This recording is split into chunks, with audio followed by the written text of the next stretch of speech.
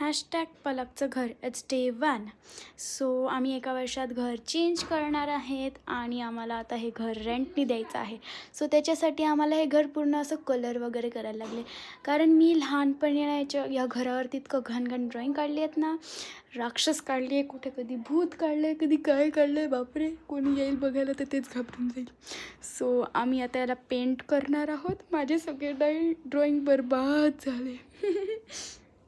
So ही माझी room आहे basically. Okay, ही मी आहे. हा हा हा. आणि मग आता आम्ही पेंटिंग सुरू केली नाही आहे अजून. आता पूर्ण घासणार आहे, पूर्ण घराला अशी घिसी करणार आहे. नेल पेंट करायच्या आधी कसं आपण आपल्या नखाला पूर्ण घासतो ना, तसं सेम. तो मला शेवटी सगळं झाडायला लागलं. ते काम करून तर गेले, पण झाडायला मलाच लागलं.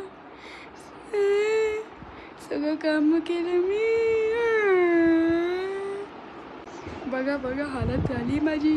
किती घाण निघाली म्हणजे बापरे. सगळी भिंत घासली, त्याची सगळी घाण निघाली. माझं तर अंग परत मला आता बाथ घ्यायला लागेल, शावर घ्यायला लागेल. एवढा कचरा निघाला आहे त्याच्यातनं. माझा हालत हा बघा. Bye bye.